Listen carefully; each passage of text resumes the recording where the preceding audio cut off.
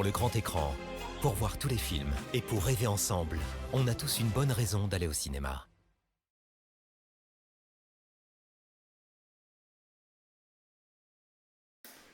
Mesdames et messieurs, bonsoir, bonsoir Michel, bonsoir Mastar, bonsoir Aiki, j'espère que vous allez bien. Après Antoinette dans les Cévennes, Cénette dans les Antoivennes. C'est bon, comme ça je l'ai redit dans le bon sens. Ça me trouve, j'ai la porte ouverte à côté. Hop. J'espère que vous allez bien, que le début d'année s'est bien passé. Et coucou Lara, j'espère que tu vas bien. Que la fin d'année s'est bien passée, que ce début d'année, puisqu'on est déjà le 3, s'est bien passé aussi. Euh, Bonne année, pour le coup. Moyennement. Ah zut, rien de trop grave quand même, j'espère. T'as pas mangé des... Nous, j'en ai là des gens de la médiathèque du centre culturel, ils avaient acheté les fameuses huîtres qu'il fallait pas manger. A priori, ils n'ont pas passé un bon moment. Hein. Il y en a un, ça l'a couché pendant 3 jours, à vomir tout ce qu'il pouvait, le pauvre.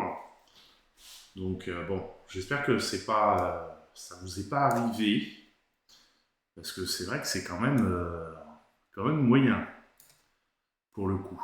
Par des amis qui sont décédés. Ah merde. Eh ben, sincère condoléances et bon courage du coup pour ce début d'année pas forcément très gai.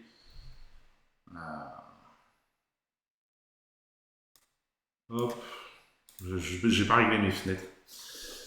Ouais, bah bon courage pour ce début d'année. Du coup, Lara. Et puis voilà, bah, c'est. Qu'est-ce que je voulais dire au début? Oui, si. Pousser un coup de gueule, ça fait longtemps que j'ai pas poussé un coup de gueule. J'ai vu qu'il y a des incidents dans pas mal de cinéma pendant les projections de. Comment ça s'appelle déjà? Les SECPA. Bon, les gars, quand on va au cinéma, on s'assoit et puis on regarde le film. On fait pas chier son monde à balancer du popcorn partout, à s'invectiver et moitié se battre dans les salles de cinéma. C'est pas fait pour ça. Pas du tout. Et vous le savez, puisqu'il y a des dispositifs scolaires qui vous emmènent au cinéma depuis l'école, voire la maternelle, à travers toute la France. Donc vous savez les us et coutumes dans les cinémas normalement. Ça vous a été appris, enseigné. Alors chez nous la séance là a commencé il y a 10 minutes. Donc j'ai appelé le collègue à la fin de l'émission pour savoir comment ça se passe. Mais enfin, c'est en règle générale, tu vois, c'est pas. Je pense qu'il va y avoir un peu de. Bon, on n'a jamais autant de bazar que dans les grosses villes. Mais bon, on a vu les réservations Pass Culture, on sait que ça va être une séance un peu chiante à gérer. Mais voilà. Mais c'est en règle générale, les cinémas, c'est pas fait pour se défouler. Quoi. Il y a des salles de sport, il y a tout ça, voilà. C'en est à un point quand même que pas mal de salles de cinéma ont décidé de déprogrammer le film alors qu'il vient juste de sortir et qui marche plutôt bien puisque sur la semaine dernière il était dans les nouveautés, c'était celui qui me faisait le plus d'entrées. Donc c'est quand même triste d'en arriver à des extrémités comme ça. Voilà, c'était. Il se donne le mot sur les réseaux. Alors, je sais que sur One Piece, Creed, il y avait eu des TikTokers très intelligents qui avaient lancé comme ça des défis, pour Creed, faites des combats de boxe dans la salle. T'as envie de dire, mais espèce de crétin, pourquoi tu fais ça? C'est déjà, vois la moyenne d'âge de tes followers et essaye de leur donner de l'éducation plutôt que de les inciter à faire de la merde comme ça. Excusez-moi, je suis vulgaire, mais il y a des fois, là, il n'y a même pas d'appel, c'est juste que c'est des idiots, quoi. Ils savent pas quoi foutre de leur peau. Ils ont besoin de se faire remarquer. Voilà. Et puis, du coup, ils font les cons et c'est navrant plus que d'autres choses, quoi. Voilà, c'était le petit moment mis au point sur les comportements à avoir dans une salle de cinéma. Et du coup, étonnez-vous pas si vous faites sortir de certaines salles de cinéma, si vous balancez du popcorn sur les gens, tout ça, voilà. Faites pas ça. Vous aimeriez pas qu'on vous balance du popcorn dessus, faites-le pas. Essayez d'être un peu raccord. Voilà. Ceci étant, on va passer. Et ouais, ce qu'il y a, c'est que quand je rechange de fenêtre, ça me rebouche tous mes réglages. On va passer aux sorties de la semaine du 3 janvier, première semaine. Peut-être faire un mot rapide sur la situation globale des entrées. J'ai vu qu'au national, on n'était pas tout à fait revenu au taux de fréquentation de 2019, qui était une des plus grosses années, qui était la plus grosse année jamais faite dans un cinéma et qui est du coup la dernière année de référence depuis le Covid, ça a été le bazar, il y a eu les passes sanitaires, il y a eu tout ça. Donc là, ça commence à reprendre bien. Nous, au cinéma où je suis à Mourinx, on a même dépassé 2019. Et voilà, merci beaucoup. Alors, je sais qu'il n'y a pas, j'ai pas forcément beaucoup de spectateurs dans le chat, mais merci beaucoup à nos spectateurs qui sont revenus en masse et qui nous font vivre de bons moments, de belles discussions à la fin des films. Merci pour tout. Et puis merci aussi à vous toutes et tous, même si vous n'allez pas forcément tous beaucoup au cinéma, de faire vivre les salles de cinéma et la diversité culturelle française.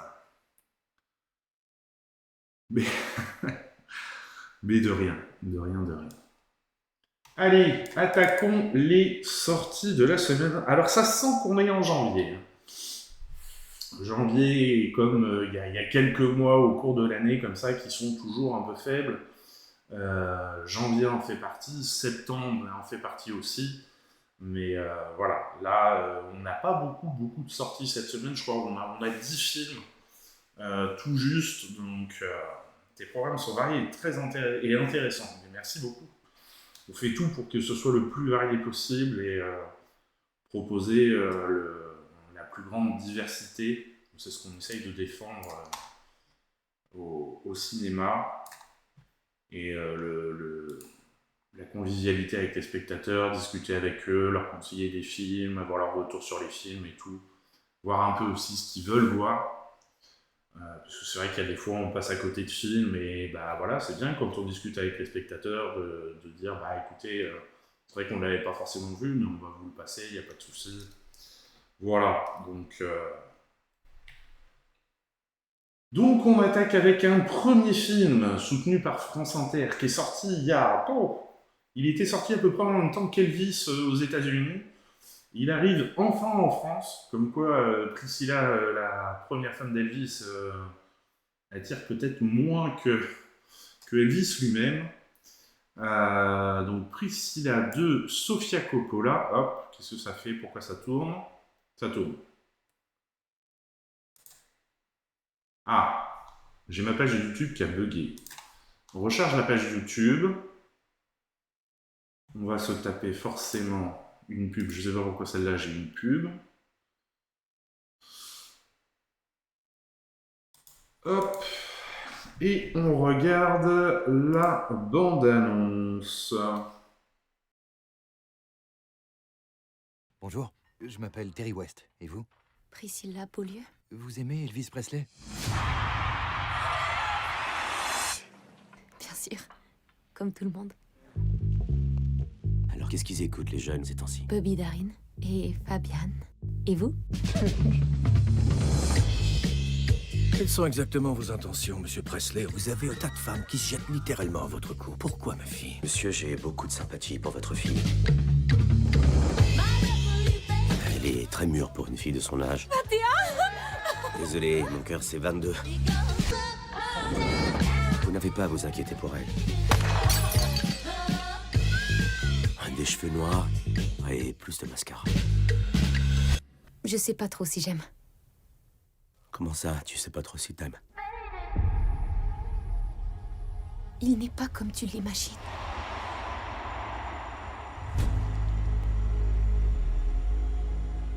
Tu sais, il y a plein de rumeurs qui circulent sur vous deux. Est-ce que t'as quelque chose à cacher? Absolument rien à cacher, merde! Il me faut une femme capable de comprendre que ce genre de choses peut arriver. Tu veux être cette femme ou pas?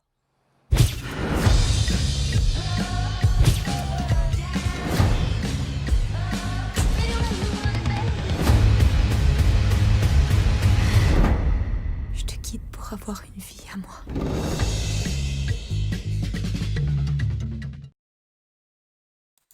Bonsoir Dodo, je suis là. Qu'est-ce que j'ai loupé? Bah écoute, on vient de commencer. Donc t'as rien loupé. T'as loupé le début de la bande-annonce de Priscilla, qui est sur c'est un biopic sur Priscilla Presley. Donc non, t'as rien loupé du tout, à part une mise au point sur comment se tenir dans un cinéma et ne pas foutre le bordel. Voilà, on en a discuté sur Discord. Suite au comportement qu'il y a pu y avoir dans certaines salles de cinéma pendant les séances des SECPA. Voilà. Mais bon, maintenant que c'est dit. Alors, qu'est-ce qu'on nous raconte sur le film? Et oui, bonne année aussi, oui, tout à fait. Note d'intention, Sofia Coppola déclare: j'ai été très ému par les souvenirs de Priscilla et j'ai voulu comprendre ce que cela a représenté pour elle d'entrer dans le monde d'Elvis, puis plus tard de le quitter pour trouver sa propre identité. Ce film s'intéresse à la manière dont Priscilla devient elle-même et à ce qu'être une femme signifie pour elle et pour les générations après elle. Son passage à l'âge adulte s'accomplit dans un environnement totalement hors norme et son histoire est unique, mais je crois qu'il est facile de s'y reconnaître. Effectivement, je pense qu'il fallait s'accrocher quand même pour suivre le Elvis quand même.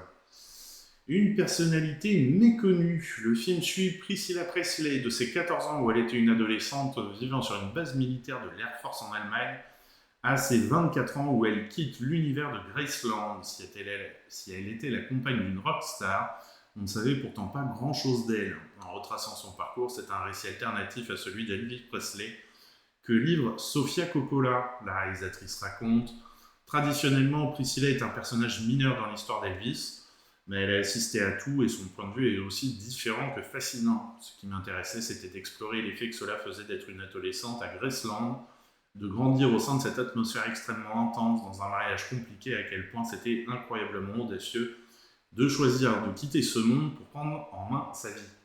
Et certainement que ça l'a sauvé aussi, parce que bon, il y a eu des délires. Détourner le biopic. Priscilla n'est pas un biopic rigoureux de la vie de Priscilla Presley. Oui, non mais c'est dodo, tu sais, faut... des manières de dire bonne année. Sofia Coppola a cherché à recréer quelque chose de viscéral et d'intériorisé. Ce que j'ai toujours le plus aimé dans les films, c'est le sentiment que l'on a quand on est totalement immergé dans l'univers de quelqu'un et que l'on voit des choses qui font écho à des éléments de notre propre univers, mais aussi des choses qui nous surprennent et qui nous dérangent. C'est ce genre de film que j'ai tendance à faire, donc je voulais que le public se sente complètement immergé dans la peau de Priscilla. Oui, n'oublions pas que Sofia Coppola, c'est elle qui avait fait un film sur Marie-Antoinette qui, niveau historique, n'était pas franchement le plus réussi. Priscilla partage plusieurs points communs avec Marie-Antoinette que Sofia Coppola réalisait en 2006. Ah ouais, ça fait quasiment 20 ans déjà. Ah ouais. Les deux films ne recherchent pas l'exactitude historique et mettent en scène une jeune fille naïve propulsée dans une vie opulente sous les feux des projecteurs. J'ai été frappé de voir à quel point on pouvait s'identifier à elle, bien qu'elle évolue dans un environnement peu commun. Elle ajoute, Priscilla était considérée dans l'univers des tabloïds comme la femme enfant d'Elvis, mais j'avais le sentiment qu'il y avait une histoire bien plus intéressante à raconter, le rêve d'une gamine qui devient une réalité qui n'est pas celle qu'elle imaginait, le fait de devenir adulte en expérimentant à la fois une immense célébrité et une profonde solitude, la façon dont certains vivent dans des bulles, mais éprouvent parfois le besoin de les faire éclater, et enfin le courage qu'il lui a fallu pour comprendre que malgré la force de son amour pour Elvis, elle devait le quitter. L'implication de la principale concernée pour écrire le scénario, Sofia Coppola, ça fait penser à Jerry Lee Lewis, dont j'avais eu le biopic au collège, oui, effectivement. Merci beaucoup pour cette série de 10 visionnages, Dodo, merci beaucoup. C'est appuyé principalement sur les mémoires de Priscilla Presley, Elvis et moi, écrit en 1985. J'ai vu une sorte d'Alice au pays des merveilles, c'est le voyage d'une jeune fille d'un monde inimaginable qui l'éblouit, et la manière dont elle en sort, en voyant les choses avec énormément de clarté. La réalisatrice a eu de longues conversations très personnelles avec Priscilla, grâce auxquelles elle a pu approfondir son point de vue. Je voulais entendre vraiment de sa bouche ce qu'avait été son existence afin de la refléter avec honnêteté. À mes yeux, c'est un cas extrême qui montre bien que c'était une femme à cette époque. Eh bien oui, tout ça, mais c'est que on en fait des émissions. Trouver Priscilla. Avant Kelly Spenny, plusieurs actrices se sont glissées dans la peau de Priscilla Presley, qui était d'ailleurs elle-même comédienne, apparaissant dans des séries comme Dallas ou Spin City, et des films comme la saga Y a-t-il un flic pour sauver?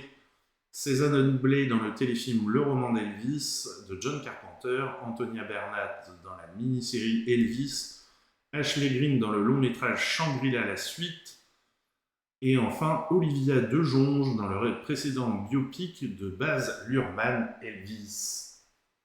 Vu dans un sale temps à l'hôtel El Royal, The Craft, Les Nouvelles Sorcières et Mayor of Easttown, c'est Kelly Spenny qui interprète le rôle titre de Priscilla. Sofia Coppola revient sur ce choix. Kelly a un visage très expressif et une capacité extraordinaire à se transformer selon les différentes étapes de la vie qu'elle doit incarner. Elle était capable d'incarner une jeune fille de 15 ans le matin et dans la même de jouer une femme de 20 ans enceinte à Graceland. Kelly a une capacité à vous faire partager ses émotions qui est à la fois très belle et un peu mystérieuse. Le King, Sofia Coppola voulait s'éloigner des innombrables Elvis que l'on a vus au cinéma. L'image que l'on présente de lui est bâtie entièrement à partir de la manière dont elle parle de lui. C'est la facette privée d'Elvis, c'est lui quand il n'est pas sur scène en Elvis qu'elle seule connaît. Donc le rôle concerne surtout la façon dont il se comportait chez lui seul avec elle, ses vulnérabilités, ses doutes et les failles qu'elle décelait chez lui. C'est l'Australien Jacob Elordi, révélé par la trilogie The Kissing Booth et Euphoria, qui incarne Elvis Presley. Jacob a naturellement beaucoup de charisme, mais il a vraiment essayé d'incarner le côté émotionnel d'Elvis. À partir des descriptions de Priscilla, il a imaginé Elvis comme quelqu'un qui cherche toujours quelque chose d'évanescent, qui est facilement frustré. On a 10 films ce soir au programme.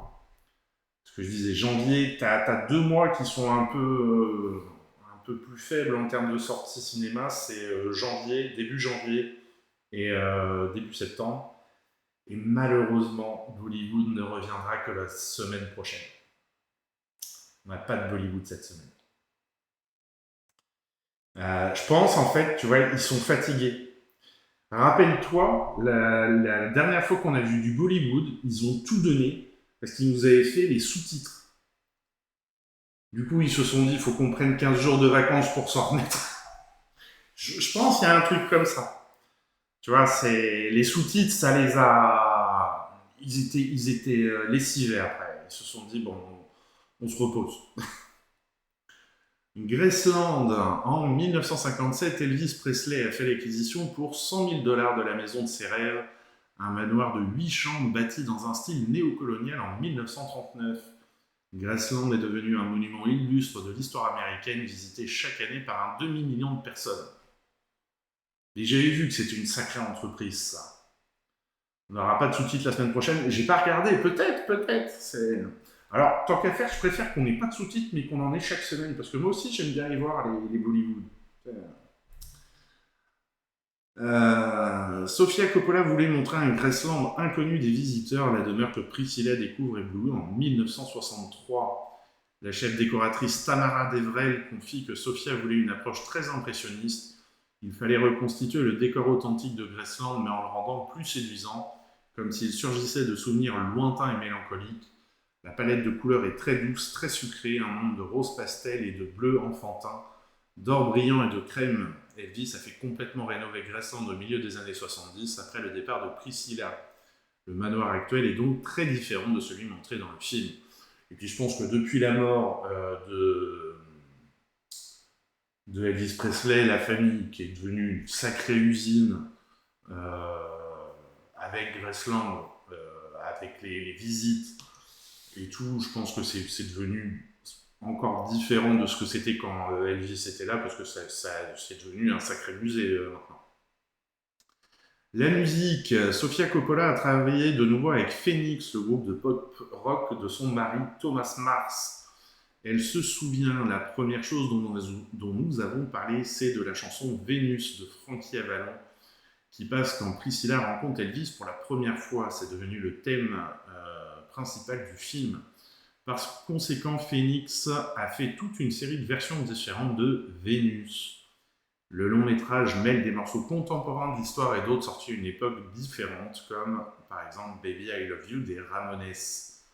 Dans les derniers moments du film, on entend I Will Always Love You de Dolly Parton. La cinéaste tenait à cette chanson parce qu'il me semblait important que l'on entende une voix de femme à la fin du film. Et le film a été... l'actrice a été primée à Venise de la coupe Volpi de la meilleure actrice au dernier festival. Voilà pour Priscilla, qui promet d'être intéressant. Alors, Monsieur Aki nous faisait une blague sur Antoinette dans les Cévennes. On passe à Iris et les hommes, réalisé par la réalisatrice de Antoinette dans les Cévennes, toujours avec Laure Calamy, donc de Caroline Vignal, et on regarde la bande-annonce. Il se passe plus rien entre nous. Au lit. Oui, ça suffit. Vous avez pensé à prendre un amant? Tinder. Enfin, ça ou autre chose. Il y en a même une qui est spécialisée pour les gens mariés. Est-ce que vous pourriez me prendre en photo, s'il vous plaît? C'est pour Doctolib, hein. C'est obligatoire maintenant. Ah bon? Bah oui. Alphonse, 42 ans. C'est qui? Le Bon Coin. C'est incroyable, hein. Les gens, c'est vraiment comme s'ils achetaient un appartement. Ils veulent tout savoir. Hein. T'es mariée depuis combien de temps? 16 ans. Je suis divorcé. J'ai pas l'intention de quitter mon mari. Quand on a commencé à reconnecter avec son désir, on peut pas revenir en arrière. C'est comme des portes qui s'ouvrent. C'est infini. J'ai envie que tu m'embrasses. Je vais devoir m'absenter demain. Vous rappelez les patients et vous leur trouvez d'autres rendez-vous? Les patients, il y en a, ça fait 3 fois que je déplace. J'ose plus les appeler, hein. Faut apprendre à dire oui. Découvrir ton corps, découvrir d'autres corps, embrasser. Oui. Jouir.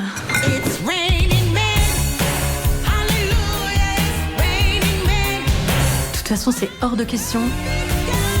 Je ne céderai plus sur mon désir. Au plaisir.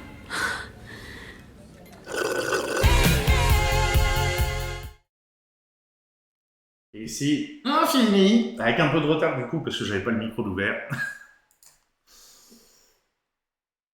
Alors, qu'est-ce qu'on nous dit sur ce film? Si on est dans la même lignée que Antoinette dans les Cévennes, moi j'avais passé un très bon moment devant. Donc si on est dans la même lignée, on doit passer quand même un beau moment. Note d'intention, la réalisatrice décrit Iris et les hommes comme un manifeste en faveur du désir, des rencontres, un récit volontariste, sciemment optimiste pour dépasser la peur, la paresse, la prudence, l'inertie qui nous maintiennent parfois sous cloche dans un entre-soi où l'on s'asphyxie.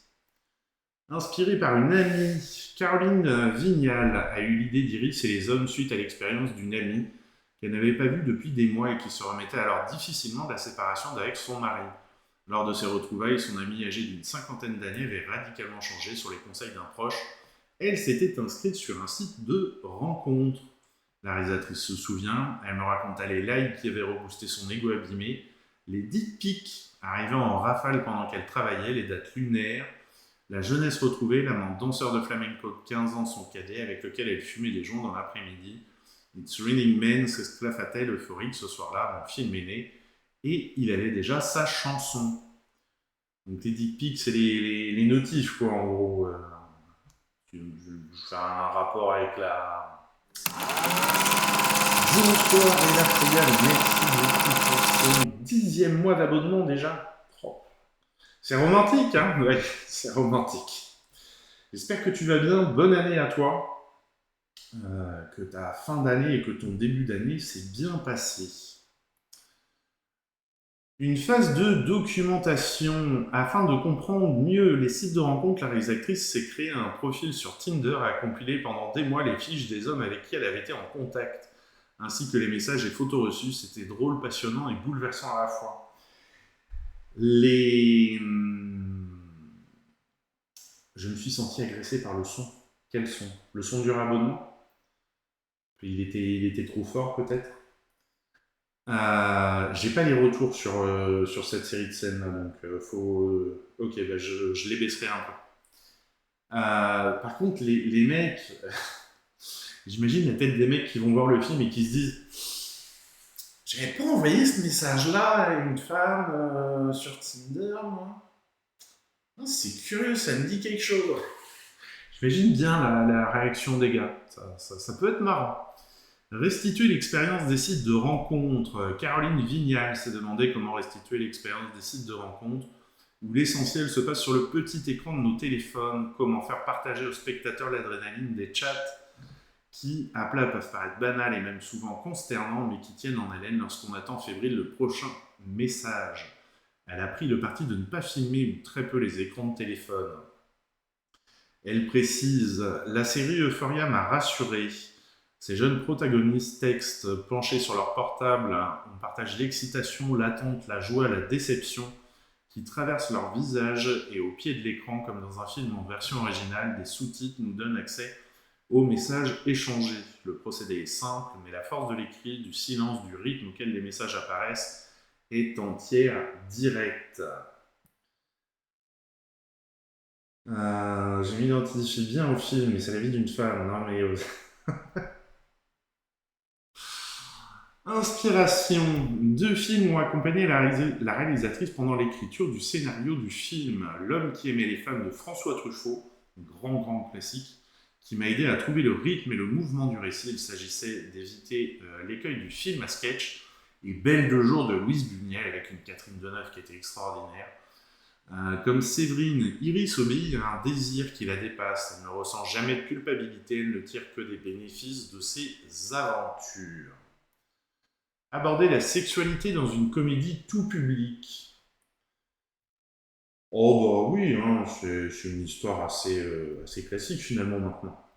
À une époque, c'est vrai que les sites de rencontres, t'en parlais pas trop, mais maintenant c'est devenu quelque chose de normal. J'étais en train de chercher un autre mot, mais il n'est pas venu.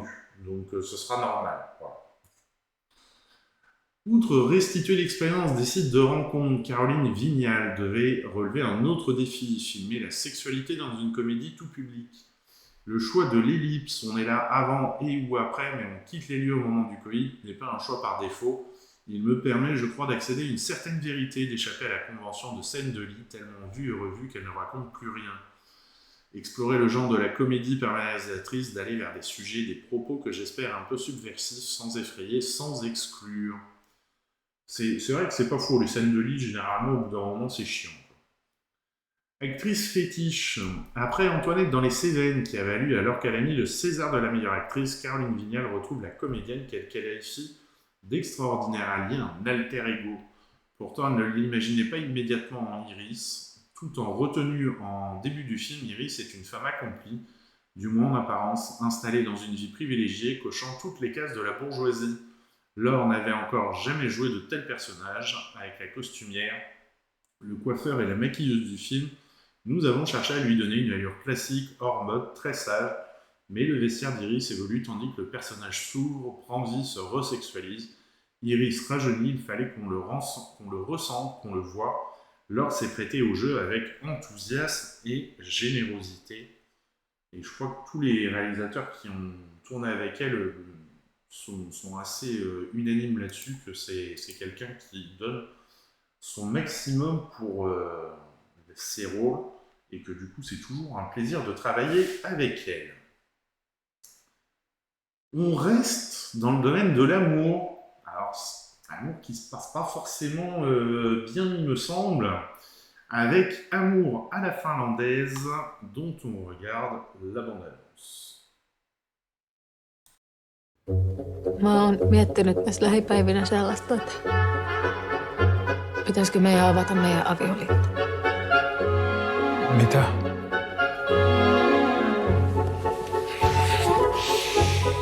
Miten se sitten niin kuin käytännössä menisi? Varataanko me Google-kalenterista jotain Matias-vuoroja? Mä ajattelin pikaisesti mennä käymään Hennillä. Tietenkin se on ok.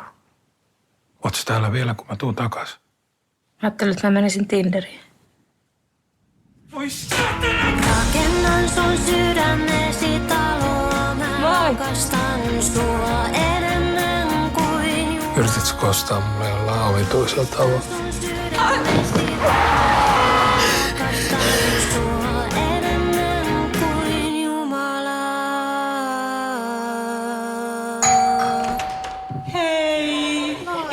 Eikö sitä nyt voi sanoa? Ette kai te ole eroamassa? Ei olla eroamassa, mutta me ollaan Matiaksen kanssa polyamorisia.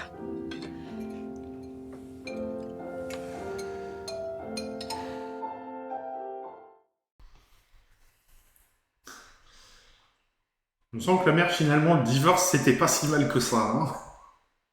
Alors, par contre, cette actrice, on l'a vue dans quoi dernièrement? Parce qu'elle me dit quelque chose. Alma Poisti. Ah oui, c'est elle qui jouait l'actrice principale dans Tove, le film sur, j'ai oublié son nom, la créatrice des Moomins, Tove Johnson. Voilà. Elle était déjà magnifique dans ce rôle. Bah, t'as quand même quelques similitudes, on va dire. Ça parle de cul, quoi. De cul, d'amour, bon. On s'y retrouve au final. Pourquoi le polyamour? Selma Vilunen a ressenti le besoin d'explorer les raisons pour lesquelles elle a choisi une relation monogame. Grâce à la fiction... Voilà, c'est une histoire de relation au final, bon, on s'y retrouve. Grâce à la fiction, la réalisatrice a pu questionner cette problématique. Elle explique « Cela vient aussi de la peur d'être abandonné ou de perdre quelqu'un. Et s'ils aiment quelqu'un d'autre, que se passera-t-il ? Et si je n'étais pas la seule, Amour à la finlandaise s'intéresse à l'amour à travers 4 personnages faillibles. Julia, c'est original ça, avec 2 U. Julia, Mathias, Eni et Miska, veulent faire exploser les normes de la monogamie tout en aspirant à un sentiment de sécurité. Ils naviguent entre leurs propres besoins et ceux des autres du mieux qu'ils peuvent. Mais comment mesurer l'équité d'une décision lorsque chacun vit les choses à sa manière? Oui, parce que là, quand même, il faut réussir à s'entendre. Hein, sur les plannings, ils le disent dans la bande-annonce. Qui est disponible quand, qui va avec qui quand, où. Ça peut être compliqué à gérer. Je vois de plus en plus de gens autour de moi qui sont des sortes d'anarchistes des relations amoureuses. Carrément l'anarchie. Cela me rend curieuse. Par ailleurs, je trouve quelque chose de très beau dans la décision de vivre en polyamour. Ce qui m'a attiré vers ce sujet, c'est cette idée de travailler sur soi-même pour permettre à une autre personne de s'épanouir, pouvoir être heureux que quelqu'un aime quelqu'un d'autre. C'est l'image la plus puissante de l'amour à laquelle je puisse penser. Tous ces points se rejoignaient. Se documenter, Selma Vilunen a lu beaucoup de livres, dont un intitulé More Than Two, A Practical Guide to Ethical Polyamory. de Franklin Vaux et Eve Rickert qui l'a époustouflé. Il s'agit d'un ouvrage focalisé sur la création de limites pour soi-même tout en respectant l'autre personnage. La cinéaste précise, il traite également des structures sociétales que nous avons créées pour imposer la monogamie. Il est très intéressant, voire déconcertant, de constater que l'idée de posséder son partenaire, en particulier la femme, s'est développée en lien avec l'invention de l'agriculture, lorsque l'idée de posséder la terre et les créatures vivantes a vu le jour. Ah ouais. Un autre livre au cinéma. Alors, on le fera à la fin de l'émission si tu veux. Oui. Là, on parle déjà de film. Bonsoir Rudy. On se fait ça à la fin de l'émission, on regarde ça de suite. Il a l'air extrêmement long. Amis de la dernière séance, bonsoir. Alors c'était lequel ça, de The Lord of the Rings?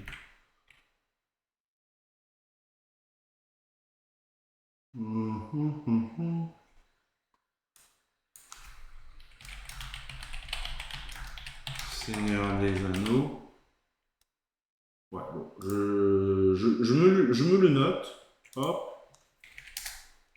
On regarde ça à la fin. La guerre des Rohirrim. Ok. Alors, Touk, on en était. Un autre livre qui m'a vraiment marqué est All About Love de Bell Hooks. J'ai interviewé un certain nombre de personnes, y compris des polyamoureux très religieux. C'était intéressant d'entendre qu'ils ne voyaient aucun conflit entre ce que dit la Bible et le polyamour, bien au contraire. Ah ouais? Ah ouais, ok, bah pourquoi pas.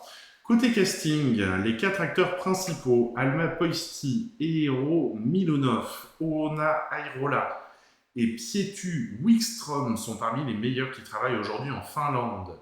Selma Vilunen a déjà collaboré avec Pietu dans une série. Son personnage n'apparaissait que dans une scène où il tapait des mains. Elle précise « Je l'admirais en tant qu'acteur et interprète.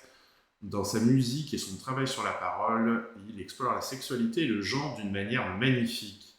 Je savais que je voulais travailler avec lui sur ce film. J'avais adoré la performance d'Alma dans Thor, qui m'avait marqué notamment par l'indépendance de ce personnage. C'était un lien avec Julia.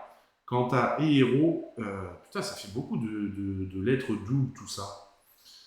J'avais été bouleversé par sa prestation dans Border d'Ali Abbasi.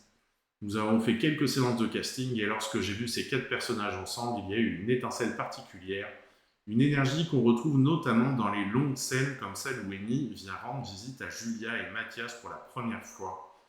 Les personnages examinent soigneusement ce que l'autre personne pourrait vouloir ou ressentir, une curiosité et une méfiance. C'était désarmant de les voir jouer cette scène, ils étaient à chaque fois sur le point de pleurer ou de rire. C'est un équilibre fragile qu'on retrouve plus tard dans le film lorsqu'ils dînent tous les 4 ensemble. Ton du film. Le film traite du polyamour avec humour et légèreté, mais aussi une forme de gravité. Selma Vilunen voulait écrire sur le sentiment d'amour réel qui cohabite avec la peur de l'abandon. La réalisatrice confie, même si je tenais à une forme de légèreté qui vienne des personnages, l'amour et l'empathie ne sont à mon avis pas des sujets légers, mais des sujets très complexes et urgents.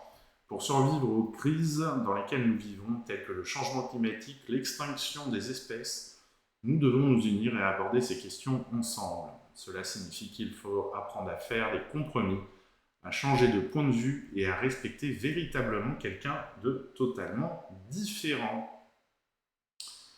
Visée idéologique. Avec Amour à la finlandaise, la réalisatrice espère créer un peu plus d'espace pour que les gens se sentent libres d'explorer leurs vrais sentiments et faire disparaître un peu cette peur. La cinéaste explique aussi rêver secrètement d'un monde nouveau où les gens peuvent trouver un sens à leur vie en appréciant leur propre compagnie et celle des autres au lieu de consommer et de reconnaître qu'il n'est pas toujours facile d'être avec d'autres personnes, qu'il faut passer par toutes ces questions difficiles mais que cela peut être vraiment gratifiant. C'est ce qu'il faut chercher dans cette lutte pour trouver l'équilibre entre l'amour et la fidélité à soi-même. Amour à la finlandaise est une romance, mais c'est aussi une étude sur ce que signifie être humain avec d'autres humains. En tant qu'autrice-réalisatrice, je trouve de plus en plus inintéressant de donner du temps de scène à des représentations de la violence et de l'égoïsme, juste pour le plaisir d'un contrepoids dramatique. J'ai voulu installer du suspense et des conflits dans des personnages qui essaient de cultiver la gentillesse, même s'ils n'y parviennent pas toujours. Voilà pour ce film Amour à la finlandaise. On part au Québec pour le prochain film, Le Plongeur. Très beau film qui nous emmène dans les... qui est d'ailleurs mon coup de cœur de la semaine, au moins dans les films que j'ai vus. Dans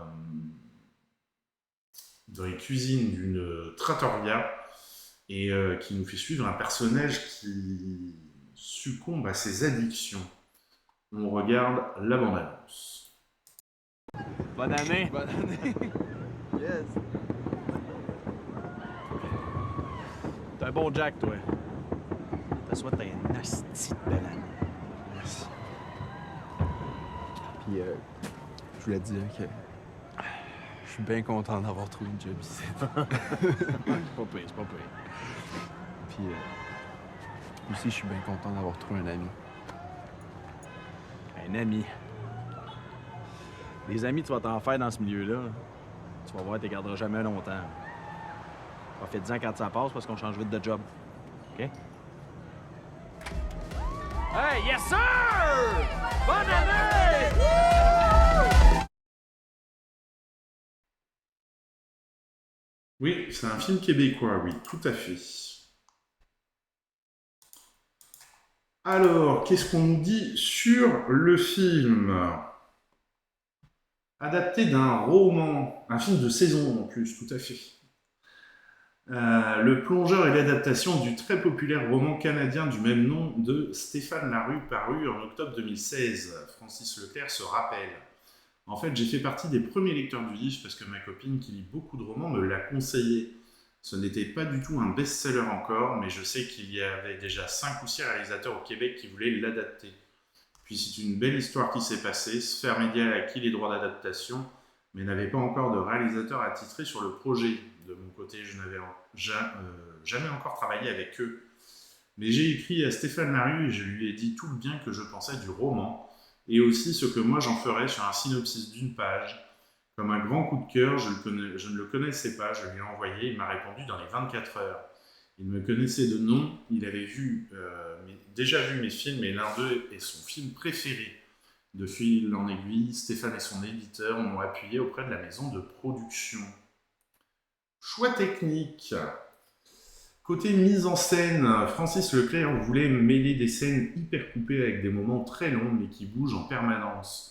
Le cinéaste avait en effet l'impression qu'il fallait toujours bouger autour du plongeur parce qu'il n'y a rien de plus statique qu'un plongeur derrière un comptoir. Il précise, on a tout tourné en studio, on a enlevé les murs, on a tout surélevé. Il n'y avait rien dans le studio, on a reconstruit une cuisine de A à Z pour 12 jours de tournage. Ça m'impressionne toujours quand je lis des trucs comme ça, où ils sont capables de refaire. Puis on a vraiment l'impression d'être dans une cuisine. Alors c'est vrai que dans l'extrait, ils mettent pas, on voit pas la cuisine, mais on est vraiment dans une cuisine, quoi. C'est juste la cuisine et la plonge et le sous-sol. Donc on pouvait enlever des murs, mettre la caméra dans les murs, ce qui permet cette fluidité. Ça a été réfléchi en amont des mois avant le tournage. C'est ce qui fait que ça a l'air réaliste, je pense. Pour moi, c'était important que ça ait une vérité documentaire tout en ayant l'air d'un film de cinéma. On est bien sur un film de cinéma, pas sur un docu. Mais c'est vrai qu'on est tellement proche de la réalité qu'on pourrait penser à un docu. Mais quand même, le rendu n'est pas... Le choix Henri Richard Picard. Pour trouver l'interprète de Stéphane, Francis Leclerc a effectué une série d'auditions. Henri Richet-Picard était le seul qui soit arrivé non pas ténébreux ou en retrait, mais super confiant, avec un sourire et une attitude de menteur. Le metteur en scène confie, c'est ça le rôle, il avait vraiment bien compris le scénario, et il m'a beaucoup étonné, tout ce qu'il disait avait l'air d'une vérité alors qu'il n'y a rien de vrai dans chaque scène où on le voit. Il ment. C'est tellement plus intéressant de filmer un menteur qui a l'air complètement vrai que quelqu'un qui joue à mentir. Henri, il avait cet esprit-là dans la vie, cette espèce de candeur, de sympathie. Mais c'est très proche de lui en fait. Il est très timide dans la vie et le plongeur devait être timide, car l'auteur l'est aussi. Décor personnel. Le plongeur a été pensé comme un film d'époque, puisqu'il se déroule en 1998. Ça par contre, ça fout des chocs quand même. On a beau dire que 1998, c'est pas un film d'époque. Remonte à la Renaissance, pareil, mode film d'époque. Ok, mais 1998, quand même pas si loin que ça. Francis Leclerc se rappelle, c'est quand même difficile à Montréal, parce qu'il n'y a pas une voiture qui date de 1998 dans les rues. T'es d'accord, Aki, quand même, zut. Ce qui fait qu'on en a loué et on les a placés en conséquence. Un gros casse-tête. Par ailleurs, il n'y a plus de cabine téléphonique non plus. Les voitures ne volaient pas encore. Non. Un gros casse-tête. Par ailleurs, il n'y a plus de cabine téléphonique non plus, donc il a fallu la trouver, la mettre à l'endroit. Et cet endroit-là est très important dans ma vie, parce que mon appartement est à côté. Ça a l'air futile, mais l'appartement de Marie-Lou, dans les flashbacks, c'était mon appartement en 97-98. J'ai insisté pour tourner dans ce lieu, là où ils s'embrassent, c'était ma chambre. Il y a eu je ne sais pas combien de colocataires qui sont passés depuis, mais l'appartement n'a pas changé en fait. C'est fou, mais juste dans les détails, ça apporte quelque chose d'hyper personnel. Et puis mon directeur photo, je l'ai connu dans ces années-là, donc il était souvent venu dans cet appartement, il le connaissait par cœur. Bande originale, vous avez une bande originale qui est vraiment excellente. Rock, hard rock, metal. Sur Spotify, vous tapez le plongeur playlist officielle, vous allez la trouver. Si vous aimez ce style de musique, vous allez passer, il y a tout et tout. Vous allez passer un bon moment. Dans le roman, il y a à peu près 400 citations de chansons. Francis Leclerc a fait une playlist de 350 chansons. Il se souvient, écouter les 350 références métal, c'est très difficile. Après, dans le scénario, Eric et moi, on a vraiment gardé les références du roman, puis on a créé nos propres références. Une fois au montage, il y en a qui ne marchaient pas, d'autres pour lesquels on n'avait pas les droits. Ça a été toute une aventure pour aller chercher les droits de 25 chansons. Le métal, c'est le reflet du roman, mais aussi de ce que moi j'aimais à Montréal en 2002. Ce ne sont pas des hits, mais des chansons que moi j'écoutais. Ça reflète un côté plus personnel. Par exemple, ma chanson préférée de Radiohead, quand j'ai écrit au groupe, ils ont tout de suite vu la sincérité pourquoi je voulais ce morceau. Ils m'ont répondu « Ta démarche, on la comprend, c'est parfait ». Et c'est comme ça qu'en 48 heures, on avait un oui des 4 membres du groupe. C'est fou quand même. Il y a quand même une belle histoire entre le réalisateur qui contacte le distributeur, l'écrivain en premier, puis avec les démarches avec les groupes de musique et tout. Il y a quand même de belles histoires autour de ce film. Alors, film suivant, Night Swim. On se fait... J'ai l'impression qu'à chaque fois que j'ouvre une page internet où il y a de la pub, ils font de la pub pour Night Swim en ce moment. Il n'y a que ça. C'est le film à ne pas louper, a priori. Alors, il y a quand même une règle un peu tacite dans le cinéma et dans l'exploitation, c'est que plus un distributeur fait de la publicité autour d'un film, moins il est bon. Et en fait, le distributeur a peur qu'il ne marche pas, donc il fait du matraquage de publicité comme ça. Voilà, bon, faut voir le film pour se faire un avis. On regarde la bande-annonce.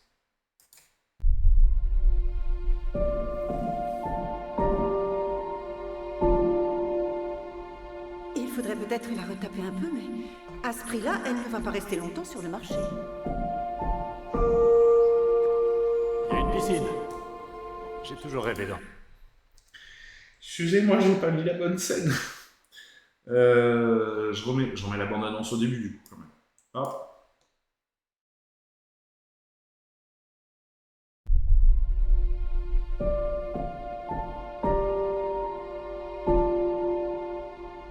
Il faudrait peut-être la retaper un peu, mais à ce prix-là, elle ne va pas rester longtemps sur le marché. Il y a une piscine. J'ai toujours rêvé d'en avoir une. On a tout déchargé? On va être bien ici. Vous êtes prêts?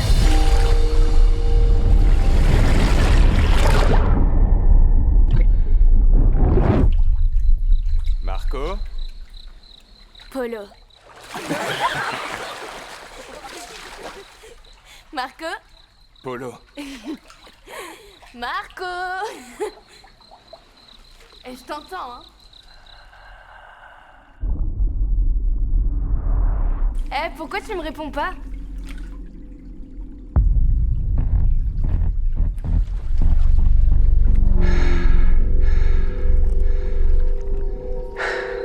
Tu m'entends, Marco?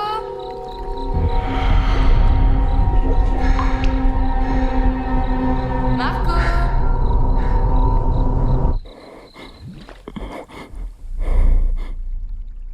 Je t'entends, je sais que t'es là. Pourquoi tu me réponds pas? Oh non, si je te trouve, t'es mort.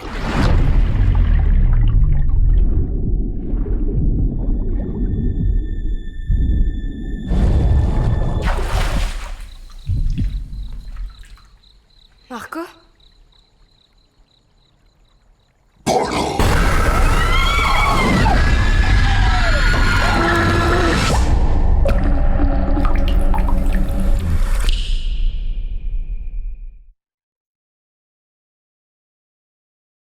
Déjà que j'ai peur quand je me baigne. Ah bah là, tu vas plus te baigner après pendant un petit moment, hein, faut le temps de s'en remettre.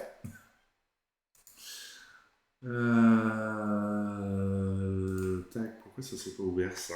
Voilà. Alors, qu'est-ce qu'on nous dit sur le film? Une peur irraisonnée de l'eau. Nightwing est né d'une tendance chez Brice McGuire à l'aquaphobie. Il se rappelle, impossible pour moi de faire abstraction de l'eau. J'ai grandi en Floride. Ah bah en plus. Une terre entourée de tous les côtés par la mer, dans un climat difficile à supporter si on ne se baigne pas, et en ayant conscience de l'existence des noyades, des ouragans, des accidents de bateau, des attaques de requins. Dans ce contexte, on en vient vite à craindre et à respecter l'élément aqueux. Il paraît que tu fais un film d'horreur basé sur le jeu Marco Polo dans les piscines. Voilà. Non mais il y a un peu de ça quand même, j'ai l'impression. Le premier film d'horreur que j'ai vu, c'était L'étrange créature du lac noir, que je n'ai jamais pu oublier. J'ai un tatouage de la créature sur mon biceps droit, confie le réalisateur, qui cite également La nuit du chasseur et Abyss. Il met la barre haute en termes de référence quand même. Hein. S'il veut faire aussi bien, là, il faut s'accrocher quand même. Tu connais pas Marco Polo? Bon, en gros, c'est un peu... tu bandes les yeux de quelqu'un, et puis la personne dit Marco, et puis tu tournes autour en disant Polo, puis il faut qu'il essaye de t'attraper. C'est un peu comme Colin Maillard. Pas vu non plus ce film sur le lac noir, et je pense que ce serait pire. Oui, oh, là, après, disons que c'est des vieux films, donc... voilà, comme ce qu'ils font dans le film, mais sans les meurtres. Normalement, quand tu joues à Marco Polo ou Colin Maillard, il n'y a pas de mort.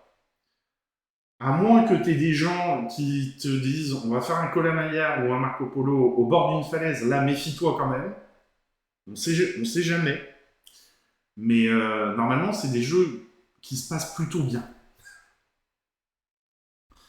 Voilà, c'est la version familiale. Il ajoute, et bien sûr les Dents de la mer, que j'ai vu quand j'avais 10 ans. À l'époque, on avait une piscine, et je me souviens qu'un soir, mon petit frère a éteint les lumières alors que je me baignais. Je savais bien que la piscine ne faisait que 3 mètres sur 6, mais j'étais convaincu que quelque chose d'horrible montait vers moi des profondeurs. Nostalgie pour les années 80. Nightwing souffre dans les années 80 en raison de la nostalgie qu'éprouve Brice McGuire pour les films tels que Poltergeist et Christine. Le metteur en scène précise, la majorité du film se passe dans un présent non spécifié, mais le film part de faire le deuil du passé. Alors ça ne me semblait pas incongru de céder à un peu de nostalgie au début. Attirant et dangereux. Pour Brice McGuire, la piscine est synonyme de statut social, de distraction et d'amusement. Statut social en premier. Ça me rappelle la fois où j'ai failli me noyer. Ah bah oui, oui. Après, c'est clair que quand on a eu des expériences comme ça, après la piscine, tu ne le revois pas, ou le bord de mer, tu ne le revois pas de la même manière. Elle est attirante et sexy. On parle d'une piscine, hein, n'oublions pas. Et c'est ce qui la rend si dangereuse. Avec ses couleurs vives, son eau turquoise, elle nous appelle comme une sirène. Mais une fois dans l'eau, que les lumières s'éteignent, elle semble tout à coup abyssale. J'aime aussi convoquer des souvenirs d'enfance communs, comme ceux d'aller toucher le drain du fond et de repêcher les insectes noirs à la surface, de se faire aspirer la jambe dans le tuyau de nettoyage, de jouer à Marco Polo pour les transformer en moments de terreur. Après, dans la montagne, tu sais, on a des torrents aussi. On a les gaves, il y a de l'eau, il y a des lacs. Un court-métrage à l'origine. À l'origine de Night Swim, il y a le court-métrage du même nom écrit et réalisé en 2014 par Brice McGuire et son ami proche Rod Blackhurst, filmé dans le jardin de la musicienne Michelle Branch et avec Megaline Eshikun-Wook dans le rôle de la jeune femme qui disparaît au cours d'une baignade nocturne. Ce film de 5 minutes a fait le buzz sur YouTube et a lancé la carrière du cinéaste. Parmi ses admirateurs se trouvait le vice-président d'Atomic Monster, Judson Scott, qui avait officié comme producteur délégué du court-métrage et qui l'a alors montré à son patron James Wan. En voyant Night Swim, la maîtrise cinématographique de Brice ne faisait aucun doute. L'histoire a été mystérieuse et suggestive, et Brice a parfaitement su la rendre plus complexe, plus effrayante encore, tout en lui apportant une forte résonance émotionnelle. Certes, mais c'est pas pareil. Faut qu'on le regarde, ce court-métrage de 5 minutes. Je vous le mettrai sur Discord. Où est la piscine? Brice McGuire aurait voulu faire construire la piscine sur un plateau à Hollywood. Mais l'hiver pluvieux de 2022-2023 a qualifié cette option. Ainsi ont débuté de longs repérages en Californie du Sud. Tu vas chercher... là, on a déjà Rudy qui a fait une demande sur The Lord of the Rings. Donc, on va regarder la bande-annonce et... Mais si tu veux, on le regardera sur Discord. Qu'on va faire après l'émission. J'oublie pas, The Lord of the Rings. Et tu regardes ça en famille, autrement. Alors, mais on regardera ça. Peut-être pas ce soir, parce que j'ai encore des trucs à finir, mais on regardera ça. J'en étais où? En Californie du Sud, on a écrémé tous les quartiers de Los Angeles pour une maison avec piscine. Il nous fallait une piscine imposante avec un grand jardin autour. Quand l'un des personnages était seul dans l'eau, je voulais donner l'impression qu'il s'agissait d'une île entourée de ténèbres. Ah oui, carrément. Je voulais également de grands arbres qui ne soient pas des palmiers, ce qui n'est pas facile à trouver à Los Angeles pour donner l'impression que l'histoire aurait pu se passer n'importe où aux États-Unis. On a essayé de combiner plusieurs lieux, la façade d'une maison avec le jardin d'une autre et la piscine d'une troisième, mais c'est vite devenu un cauchemar en termes de planning et de logistique. Tu m'étonnes. Confie le réalisateur qui a finalement trouvé son bonheur à Altadena, une localité à forte mixité ethnique, située dans les hauteurs de Pasadena, à une vingtaine de kilomètres au nord-est de Los Angeles.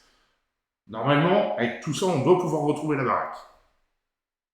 Il précise, la maison répondait à tous nos critères. La propriété est entourée de grands chênes touffus qui donnaient l'impression d'une gueule immense prête à vous avaler. La piscine faisait plus de 2,75 m de profondeur et 13 mètres de long. Sacrée piscine quand même. Avec un plongeoir et un dessin intéressant.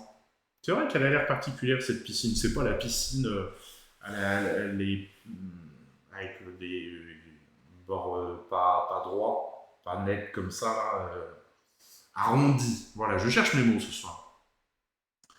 En eau profonde, certaines scènes demandaient plus de profondeur. Qui demandait plus de profondeur ont été tournées dans une piscine olympique profonde de 4 mètres à Chatsworth en Californie. Wet for Wet.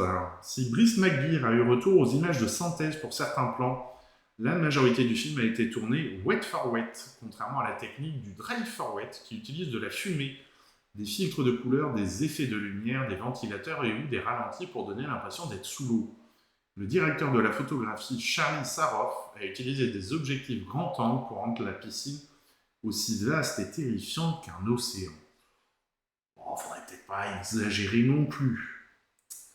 Un spécialiste de l'horreur à la bande. Alors là, je pense qu'ils se sont trompés. C'est pas la BA, parce que BA c'est bande-annonce. parce que je vois qu'il parle de musique juste en dessous, donc c'est à la bande originale. La musique du film a été composée par Mark Corverne, qui a conçu les partitions de plusieurs films d'horreur récents, préférés de Brice McGear comme The Witch, The Lighthouse et Black Phone. Le metteur en scène raconte « Je lui ai écrit une lettre lui déclarant que sa musique était sur toutes mes playlists quand j'écrivais, et en lui pitchant mon idée d'une musique qui émanerait de l'eau comme un cœur noyé remontant des profondeurs, et il a accepté. Il est aussi gentil qu'il est doué. Il n'y a que lui pour créer des sonorités si étranges et si glaçantes. » Comme le film lui-même, sa bande-son fait référence aux classiques des années 80 à travers le personnage de Ray Waller et son fait pour le heavy metal de cette décennie. De Def Leppard à Whitesnake en passant par Poisson, Quiet Riot, Black Sabbath, le réalisateur déclare « Ray n'arrive pas à tourner la page, c'est probablement la même musique qu'il écoutait dans la voiture de son père quand il l'amenait à ses entraînements de baseball. »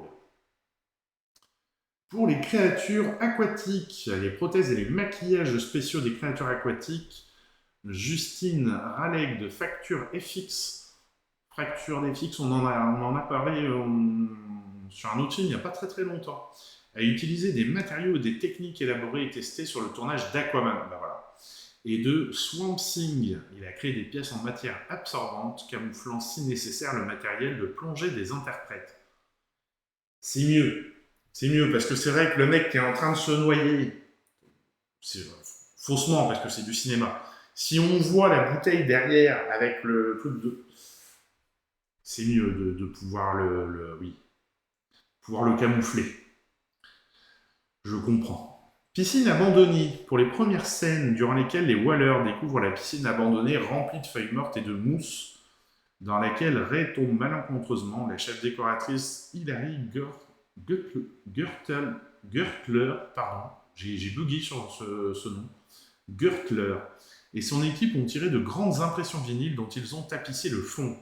Le but, c'est de donner l'illusion que l'eau était sale sans risquer de détériorer la piscine, mais aussi pour éviter à Wyatt Russell le désagrément de devoir se débattre de la vase. Pour produire les différents bouillonnements qui remontent de zones souterraines indétectables, le responsable des effets spéciaux, Zack Knight, a d'abord dû transvaser les plus de 100 mètres cubes d'eau qu'elle contenait dans des cuves installées dans une rue adjacente qu'il a fallu maintenir chaude pour la retransvaser le lendemain. Ce qu'ils sont capables de faire pour un film, c'est quand même toujours un peu épatant. Le technicien des effets spéciaux, Kate Fall, a ainsi pu installer tout un réseau de jets et de tuyaux capables de générer des mouvements d'ondulation et des bouillonnements surnaturels desquels les entités démoniaques allaient émerger et redisparaître. À tes souhaits, merci. Et c'est vrai qu'en même temps, Gertler, maintenant que je le sais, tu vois, mais Gertler, c'est quand même pas facile à dire comme nous la première fois que tu arrives dessus. Et au moins, ils n'ont pas gâché 100 mètres cubes d'eau, quoi. Parce qu'à une époque, ils t'auraient vidé la piscine dans le jardin d'à côté, et puis ils auraient remis de l'eau. Là, au moins, ils ont pensé à ça. Alors, qu'est-ce qu'on a ensuite? Un film qui est terriblement d'actualité. Un film d'un grand monsieur du cinéma, puisque c'est le réalisateur de Gomorrah et Dogman, Matteo Garonne, qui est un grand maître maintenant reconnu, qui a fait moult films réussis, nous revient avec Moi Capitaine. Et je crois que c'est ce matin qu'il a fait des films magnifiques. Gomorrah, c'est sur la Gomorrah en Italie. Dogman était assez dur aussi. Il avait fait une adaptation de conte aussi. Le conte des contes, Tale of Tales, qui était voilà. C'est un grand monsieur du cinéma italien et qui exporte beaucoup son cinéma vers d'autres pays. Et j'entendais, je crois que c'est ce matin qu'ils en parlaient sur France Inter, il me semble, et où ils disaient qu'ils avaient montré le film à des étudiants en Italie et que à la fin de la séance, il avait été applaudi et que ça avait parlé beaucoup de l'immigration et de la nécessité d'accueillir les gens qui prennent autant de risques pour traverser et venir chercher un petit peu de sécurité. Et c'est un film qui, je pense, est nécessaire dans l'ambiance actuelle mondiale et européenne. Moi, Capitaine, on regarde la bande-annonce. Primé à Venise, oui. Ce qui a mis Giorgia Meloni en colère. Oui. Elle a changé le directeur du festival. Elle a un pouvoir là-dessus, Giorgia Meloni ? Je crois que le festival était indépendant, comme pour Cannes, par exemple, tu vois. Pas parce que à Cannes, ils vont primer un film ou un autre que si Macron dit oui, enfin, il y a des moyens de pression, tu finances plus, Mais oui, remarque, c'est tout à fait possible, hein, extrême droite, voilà, bon. Quand on parle des dangers de l'extrême droite, voilà, ça peut être un des dangers côté culturel, côté immigration, bon, ça on en entend parler, c'est plus connu, mais côté culturel, c'est t'as pris une décision qui ne nous plaît pas, tu dégages et on met quelqu'un d'autre. Voilà. Allez, bande-annonce. asalaamaaleykum sunu maam yi ñoo ngi leen di nuyu bu baax ndax dañuy waaj a dem benn voyage dañoo ñëwoon fii pour sàkku si ay ñaan. danga ragal wax ko. dama ragal kay dama ragal. waaw c'est ça avu la. tu t'imagines nga nekk stade bu mag. yow lii sax xel mi kan moo ko ci def gis nga fii ma nekk fi laa bëgg nga nekk fii bokk li ñu nooyi ma ak yow.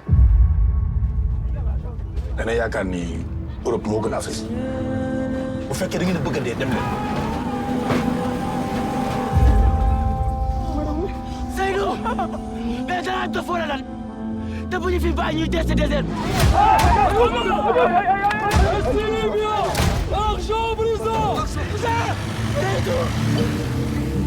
yére bu ñu sol tey amul bànqaas suba ñu sol benn. T'as quel âge?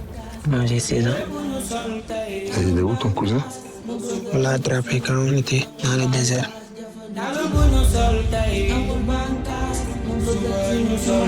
mais li tax nga doon wax bu ñu ñëw tamit lii la xoolal li ma deewee Sénégal mi moo ma gën a. booy doo dee maa ngi nii booy kaw baa ngi nii booy yegg si nañ ba pare booy. Si jamais tu conduis le bateau, et t'emmènes toi et ton ami. Je suis pas capable de conduire ces grands bateaux-là. Il y a beaucoup de personnes, il y a des vies, il y a des enfants. Seydou waaw lu xew. dama ragal du ma gisati sama yaay dama bëggoon a gis sama yaay ne ko mu baal ma àq dama namm sama yaay mu baal ma àq te yàlla tax.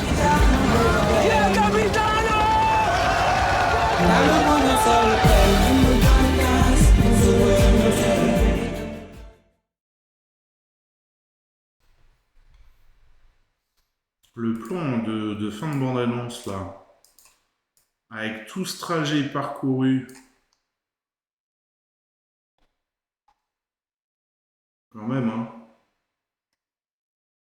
On rendez compte un peu tous les risques qu'ils prennent, là, traverser tous ces territoires, le désert, tout ça, c'est des pays, en plus, où c'est pas forcément très stable politiquement et sécurité, de côté sécurité, donc... Alors, qu'est-ce qu'on nous dit sur le film? Plusieurs récits à l'origine. Moi, Capitaine est né du tissage de plusieurs récits de jeunes qui ont éprouvé la traversée de l'Afrique vers l'Europe. En les écoutant, Matteo Garonne a pris conscience que leurs histoires constituaient sans doute le seul récit épique contemporain possible. Avant de réaliser ce film, je connaissais par le prisme des médias les péripéties et atrocités subies par les migrants au cours de leur long voyage. Cependant, ces images concernaient quasi exclusivement la dernière partie du périple. Des embarcations retournées en pleine mer, des cadavres flottants, des migrants désespérés implorant de l'aide, de l'habituel décompte de morts et des vivants. Je m'étais malheureusement habitué à n'y voir que des chiffres et non plus des êtres humains. Moi, Capitaine a reçu le Lion d'argent du meilleur réalisateur à la Mostra de Venise 2023, ainsi que le prix Marcello Mastroianni du meilleur espoir pour Sedusa à cette même cérémonie. Authenticité maximale. Lors d'une visite en centre d'accueil de mineurs à Catane, Matteo Garonne a entendu le récit d'un jeune Africain qui, du haut de ses 15 ans, avait conduit un bateau jusqu'aux côtes italiennes, sauvant ainsi la vie de tous ses passagers. Le cinéaste précise « J'ai voulu filmer dans la direction radicalement opposée de celle des médias, embrasser la perspective et le point de vue de ces personnes pour narrer ce voyage épique fait de vie et de mort. Pour pouvoir raconter de l'intérieur cette aventure pleine de dangers, il était nécessaire que je me plonge dans leur monde si éloigné du mien. Il m'a fallu pour cela construire une relation de collaboration constante avec tous ces jeunes filles, garçons qui ont vécu l'horreur, qui m'ont accompagné dans la construction du film. J'ai longtemps questionné ma légitimité à porter cette histoire, mais celle-ci est la leur. La clé était de pouvoir compter sur eux, tant devant que derrière la caméra, afin d'être dans la démarche la plus authentique possible, loin de tout didactisme en tant que messager discret. Mamadou Kouassi officie en tant que consultant sur le scénario de Moi Capitaine. Il a rencontré Matteo Garonne en 2019 par le biais d'une journaliste qui l'a invité à une table ronde concernant les conditions de travail des immigrés dans le sud de l'Italie. Au sein des exploitations agricoles, il se rappelle, j'ai moi-même travaillé dans le sud du pays à Caserte, où je suis resté vivre. Lors de cette rencontre avec la journaliste, je lui ai parlé de mon voyage migratoire vers l'Italie. C'est à ce moment qu'elle m'a mis en contact avec Matteo, qui avait pour projet de réaliser un film au plus proche de la réalité. C'est intéressant comment il a monté son film. À partir de mon récit, Matteo et 2 autres scénaristes ont commencé à retranscrire la préparation de notre voyage avec mon cousin. J'étais passionné de football, lui voulait aller au Canada pour continuer ses études. C'est cet avant qui manque à tant de films que Matteo voulait capter. Ils m'ont écouté tout au long de l'écriture et énormément questionné pendant le tournage pour comprendre ce voyage infernal. Notre exigence commune était d'avoir un vrai sens du détail jusqu'à expliquer les codes de langage que nous pouvions avoir durant la traversée afin que le film soit le plus réaliste possible. Toucher les consciences, Mamadou Kouassi ajoute « Le cinéma m'a ainsi permis de raconter notre histoire, notre souffrance, notre vie, nos traditions, nos cultures. Il permet de les partager aux générations actuelles et futures, de raconter ce rêve d'une Europe que nous imaginons comme une terre de liberté absolue. Le cinéma devient ainsi la voix des sans-voix. Ce périple m'a laissé de véritables cicatrices, la traversée du désert, les prisons libyennes, mais surtout la déshumanisation des hommes capables du pire.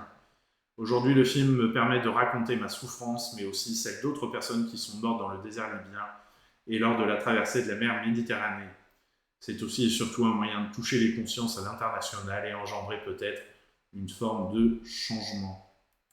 Chiffre clé, 159 410 migrants sont arrivés par la Méditerranée par leurs propres moyens en 2022, ce qui représenterait 5% des migrants arrivés en Europe cette année-là. Plus de 2500 migrants sont morts ou disparus en mer Méditerranée entre janvier et septembre 2023. C'est énorme. Une augmentation de 50% par rapport à la même période en 2022. Plus de 26 000 personnes sont mortes ou disparues en mer Méditerranée depuis 2015. Vous vous rendez compte ? C'est 700 000 migrants de 71 nationalités différentes sont actuellement en Libye. 65% sont originaires d'Afrique subsaharienne, 30% d'Afrique du Nord et du Soudan, 5% d'Asie et du Moyen-Orient.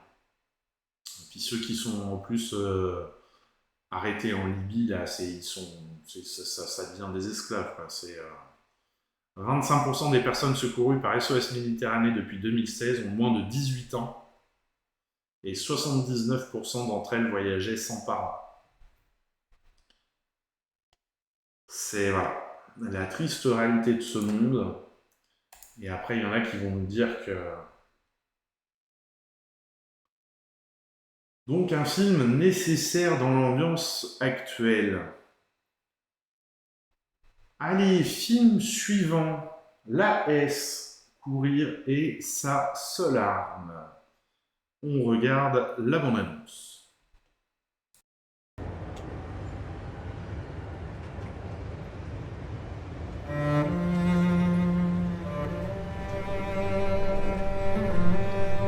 Quand je cours, j'ai l'impression de voler, je suis sur un nuage. Rien ne m'arrête. C'est toute ma vie. J'ai un don, c'est la vitesse, c'est en moi. C'est lui ton quoi? Ouais, c'est lui. Mais il boite ton gars là. Ton pote là, l'handicapé, il court comme une flèche, tu me prends pour un roumain quoi. Alors, il paraît que t'es un pro. Eh, c'est pas de le gitan. Au fond de moi, je veux arrêter les paris qu'organise Fafa et changer mon destin. Pour ne pas être le reflet de mon père. C'est que t'as du talent. À vos marques. Prêt? Tu sais combien je rémunère mes coureurs, moi, à chaque victoire? T'es une folie, mon gars. Tu sais ce qu'ils font, tous ces mecs? Ils organisent des sprints clandestins. Et moi, maintenant, je suis obligé de courir pour eux parce que toi, tu leur dois de l'oseille. Aujourd'hui, tu cours. Tu m'entends? T'es sur ton coup, Fafa. C'est quoi? Enfin un mec qui va sortir de la haisse. On a un truc à dire, Paco, mais ne t'énerve pas. N'hésite pas. T'attends pas pour te réveiller en fait qu'il soit trop tard? T'as pas encore compris que si j'interviens pas, t'es mort, putain! Je te promets, je vais changer. Il faut juste que tu me laisses une chance. Et fais-moi gagner, j'ai parié sur toi.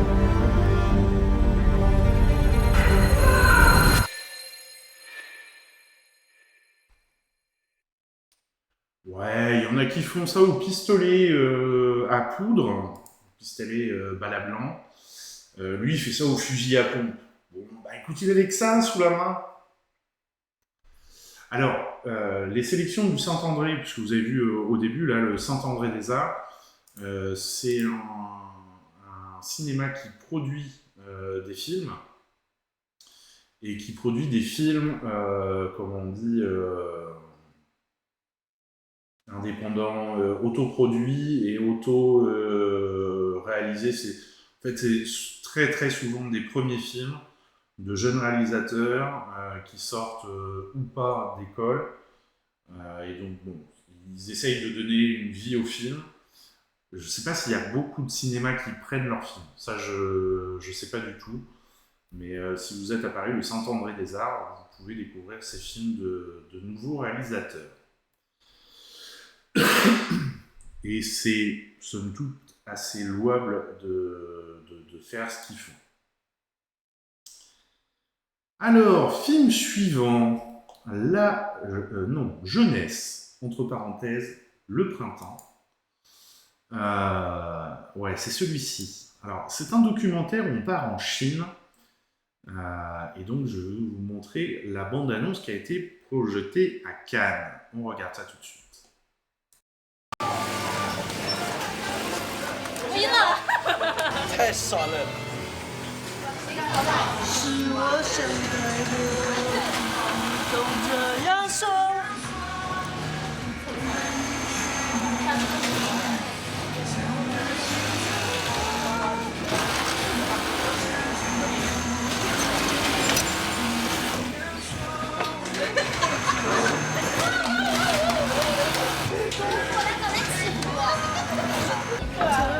那个你们做一圈，做一圈，正儿八经要做一圈，太累了。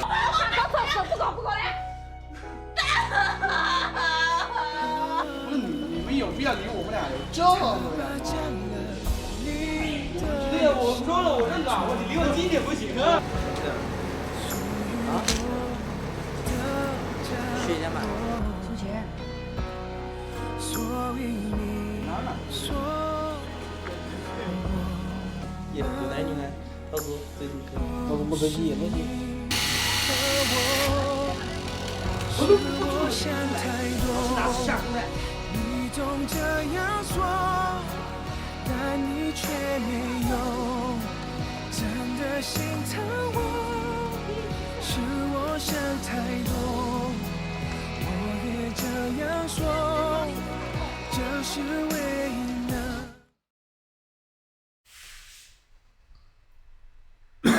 Pardon. Oui, il y a une musique qui est chouette. Vous avez vu la vitesse à laquelle ils vont pour faire des... Après, la bande-annonce est particulière quand même. Tu sais pas trop finalement de quoi ça va parler. Il y a pas mal de choses qui sont abordées. Le synopsis du film, c'est Zili à 150 km de Shanghai. Dans cette cité dédiée à la confection textile, les jeunes affluent de toutes les régions rurales traversées par le fleuve Yangtze. Ils ont 20 ans, partagent les dortoirs, mangent dans les coursives, ils travaillent sans relâche pour pouvoir un jour élever un enfant, s'acheter une maison ou monter leur propre atelier. Entre les amitiés et les liaisons amoureuses se nouent, se dénouent au gré des saisons, des faillites et des pressions familiales. Voilà, c'est le quotidien de certaines personnes. Et dire le monde entier fait des BA avec des musiques au piano, voire à la limite du violon. Wang fait des BA avec... Voilà, c'est ça. Sur des jeunes travailleurs dans des conditions particulières. Alors, si vous allez voir le film, préparez-vous quand même, parce qu'on est sur un documentaire, préparez-vous psychologiquement et mangez un petit bout avant. Allez bien aux toilettes, le documentaire fait 3h39. Donc, voilà, ça change en tout cas. Je commençais à me dire que toutes les bandes annonces sont foutues pareil. Ah bah ça, oui, quasiment. Hein, il y a quand même des codes dans les bandes annonces. 3h39. Et alors, c'est la seule information qu'on a sur le film. Enfin, non, il y en a deux. La première, c'est Cannes 2023. Ce film a été présenté en compétition au Festival de Cannes 2023. Et la deuxième, la première partie d'une trilogie de 9h30. Donc ça veut dire qu'il va y avoir au moins 2 films de 3 heures de plus. Mais Jeunesse n'est que la première partie d'une trilogie. Wang Bing confie à 3 couleurs. Le montage de la deuxième et de la troisième partie est déjà achevé, mais il reste encore du travail, notamment celui très long du sous-titrage. Le film entier aura au final l'envergure d'À l'ouest des rails et durera 9h30.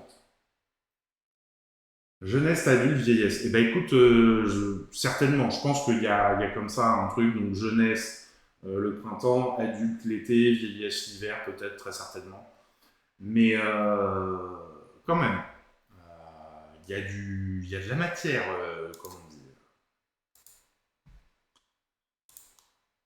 Alors, documentaire suivant. Avec un petit clin d'œil à un grand classique du cinéma, L'usine, le bon, la brute et le truand. Documentaire sur une usine qui lutte pour rester ouverte. On regarde la bande-annonce.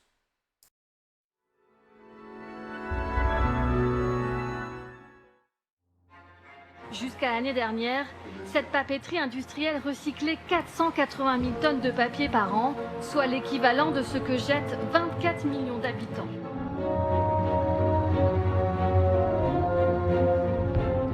S'ils ont la volonté de vendre, c'est aussi parce que peut-être qu'ils veulent pas qu'il y ait de concurrents papetiers. Alors qu'il y a un site en France qui demande qu'à redémarrer. L'usine, elle est en état, elle est prête à redémarrer. Maintenant, c'est à l'État de jouer. Là, vous jouez sur des familles, vous jouez sur des avenirs. Cette colère, c'est celle d'un citoyen, c'est celle d'un représentant du personnel qui vous dit les yeux dans les yeux, vous voulez quitter le territoire, eh bien laissez le territoire choisir de l'industrie qu'ils veulent ici. Et si on se laisse pas faire et si on lâche rien, c'est bien pour autre chose, c'est parce qu'il y a une offre qui va être déposée. Ouais, voilà, encore une fois, sur la route de Paris, tous les 3. Salut à tous les Paf Chap, donc le trio infernal.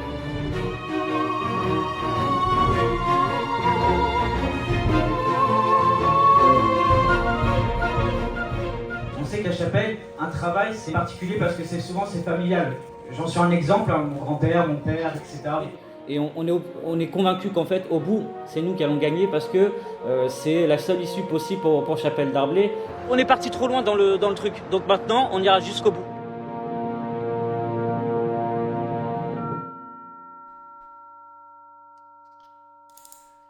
Voilà, tout à fait. Manifestation. Et donc oui, très beau film qui reprend et puis on passe bien par tous les stades des négociations, des blocages, des manifestations, des négociations où en face, t'as envie de les avoir en face de toi, tu sais, pour les boxer. T'as des réponses, des fois t'as envie de dire non, vous pouvez pas répondre ça. Voilà, et jusqu'au final, voilà, très très joli film. Alors c'est pas un documentaire, on en a régulièrement hein, des films sur les luttes comme ça, mais c'est vrai que ça fait du bien quand même d'en revoir de temps en temps. En plus, il y a une réalisation qui est pas mal. Et il y a la participation d'une cantatrice qui était originaire de la ville de Chapelle Darblay.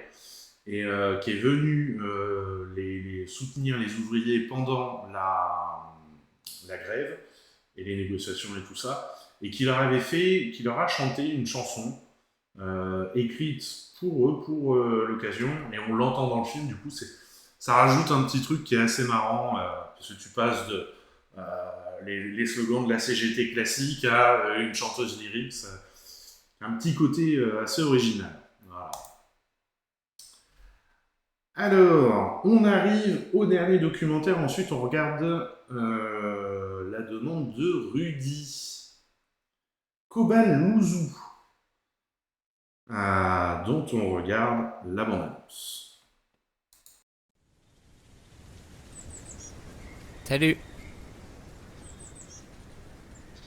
Eh oui. Ça fait longtemps que les oiseaux n'ont plus peur de moi. Alors je m'ennuie. Et j'observe le quotidien des humains. Je me demande si eux aussi font attention à moi. Derrière moi, c'est la maison d'Emeric. Il aimerait qu'elle devienne comme dans ses rêves. Avec lui, pour l'aider, il y a Kathleen, Laurence et Baptiste.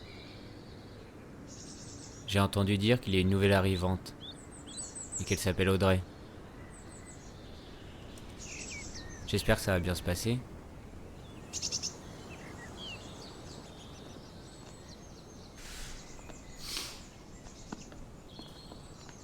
Voilà. Il te fait peur, Oh, elle est jolie, cette... Merde. Cette poupée-là. Alors... Ah, t'aimes pas ça? Ah ouais, c'est marrant. The Lord of the Rings, The War of Rohirrim. Est-ce que Rudy, t'es toujours là?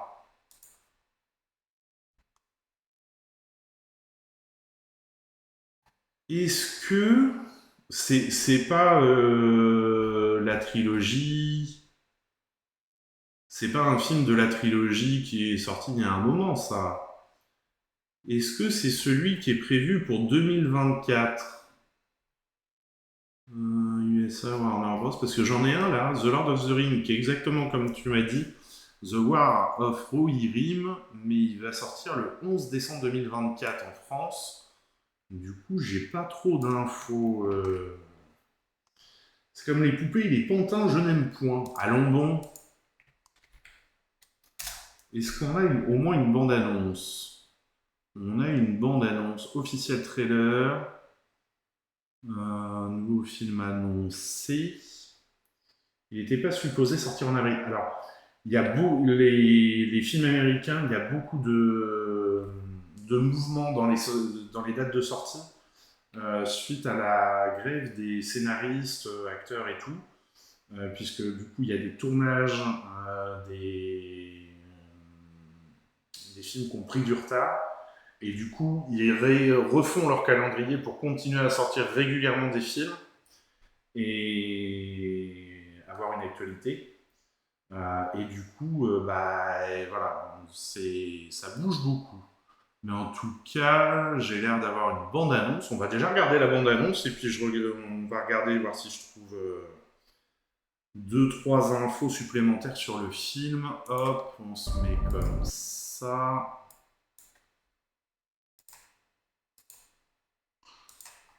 Allez, on regarde la bande-annonce.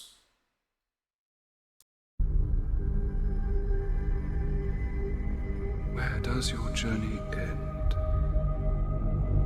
You seek that which would bestow upon you the right to rule. The quest to reclaim a homeland and slay a dragon. Where does your journey end? You seek that which would bestow upon you the right to rule.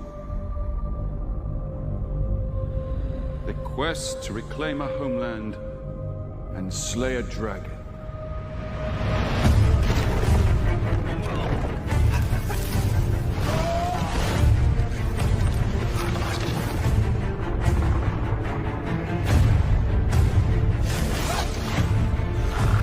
Do not think I won't kill you, dwarf. When did we allow evil to become stronger than us? It is not our fight. It is our fight. What if it's a trap?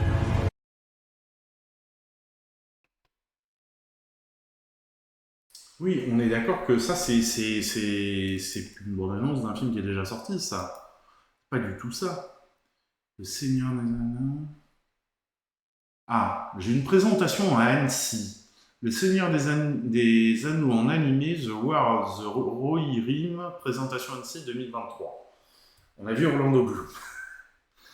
On regarde ça, on aura peut-être plus de choses. Après, j'ai même pas... En fait, j'ai même pas de bande-annonce pour le film qui, du coup, est à venir.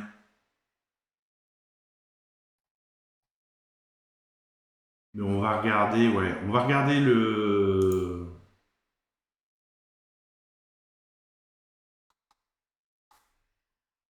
Effervescent. On va regarder la présentation qui a été faite au Festival d'Annecy pour finir cette émission. C'est parti. J'ai envie de regarder Pirates des Caraïbes, du coup. Je comprends.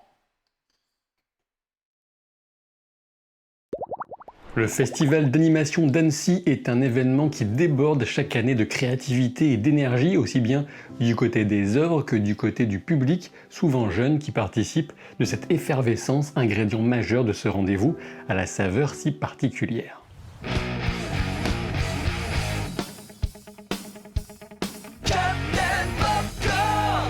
Je vais vous parler ici de la présentation consacrée à l'animé Seigneur des Anneaux, la guerre des Rohirrim, sachant qu'une autre vidéo sera consacrée à mes coups de cœur de cette édition 2023, extrêmement riche du festival. Si j'utilise le terme d'animé pour ce film, c'est en toute connaissance de cause puisque la guerre des Rohirrim marque la rencontre explosive sans doute entre la japanimation de la plus haute qualité et l'univers incroyable du Seigneur des Anneaux. Avant d'aller plus loin, sachez que le Hobbit, la trilogie du Seigneur des Anneaux, Contes et légendes inachevées ou encore Les Enfants de Húrin sont disponibles en audiobook sur Nextory, auquel le lien en description de vidéo vous donne accès gratuitement pendant 45 jours, lien que vous trouverez aussi en commentaire épinglé. Nextory, ce sont des livres numériques, des bandes dessinées, des audiobooks et même de la presse.